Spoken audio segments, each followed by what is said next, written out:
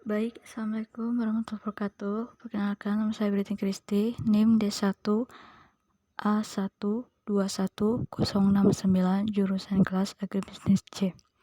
Di sini saya akan menjelaskan materi terakhir yaitu RPS 15. Dinamika Pancasila sebagai sistem filsafat, tantangan Pancasila sebagai sistem filsafat. Langsung saja kita mulai di slide yang pertama. Dinamika Pancasila sebagai sistem filsafat. Pancasila sebagai sistem filsafat mengalami dinamika sebagai berikut. Pada era pemerintahan Soekarno, Pancasila sebagai sistem filsafat dikenal dengan istilah filosofis cross-like. Gagasan tersebut merupakan perenungan filosofi Soekarno atas rencananya berdirinya negara Indonesia merdeka. Ide tersebut dimaksudkan sebagai dasar kerohanian bagi penyelenggaraan kehidupan bernegara. Ide tersebut ternyata mendapat sambutan yang positif dari berbagai kalangan, terutama dalam sidang BPU PKI pertama, persisnya pada 1 Juni 1945. Namun, ide tentang filosofi cross-like belum diuraikan secara rinci, lebih merupakan adigium politik untuk menarik perhatian anggota sidang dan bersifat teoritis. Pada masa itu, Soekarno lebih menekankan bahwa Pancasila merupakan filsafat asli Indonesia yang diangkat dari alkulturasi budaya bangsa Indonesia. Pada era Soeharto, kedudukan Pancasila sebagai sistem filsafat berkembang ke arah yang lebih praktis, atau dalam hal ini istilah yang lebih tepat adalah Wesenhauer. Artinya, filsafat Pancasila tidak hanya bertujuan mencari kebenaran dan kebijakan, tetapi juga digunakan sebagai pedoman hidup sehari-hari. Atas dasar inilah, Soeharto mengembangkan sistem filsafat Pancasila menjadi penataran P4. Pada era reformasi, Pancasila sebagai sistem filsafat kurang terdengar resonansinya.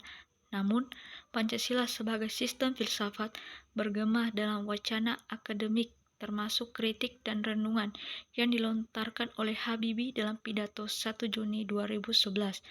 Habibie menyatakan bahwa Pancasila seolah-olah tenggelam dalam pusaran sejarah masa lalu yang tidak lagi relevan untuk disertakan dalam dialektika reformasi. Pancasila seolah hilang dari memori kolektif bangsa Indonesia. Pancasila semakin jarang diucapkan, dikutip, dan dibahas, baik dalam konteks kehidupan kenegaraan, kebangsaan, maupun kemasyarakatan. Pancasila seperti tersandar di sebuah lorong sunyi, justru di tengah denyut kehidupan bangsa Indonesia yang semakin hiruk-pikuk dengan demokrasi dan kebebasan politik. Tantangan Pancasila sebagai sistem filsafat.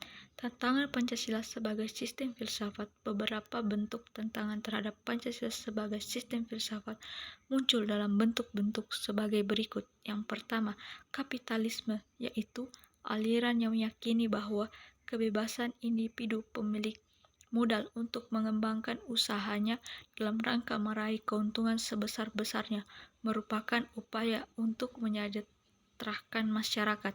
Salah satu bentuk tantangan kapitalisme terhadap Pancasila sebagai sistem filsafat ialah meletakkan kebebasan individual secara berlebihan sehingga dapat menimbulkan berbagai dampak negatif seperti monopoli gaya hidup, konsumerisme, dan lain-lain. Kedua, komunisme adalah sebuah paham yang muncul sebagai reaksi atas berkembang kapitalisme sebagai produk masyarakat liberal.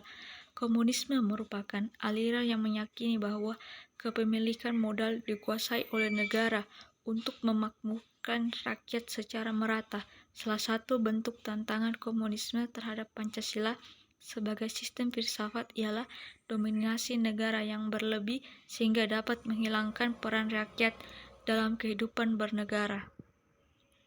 Mungkin itu saja yang dapat saya sampaikan pada materi RPS terakhir, yaitu RPS ke-15 ini.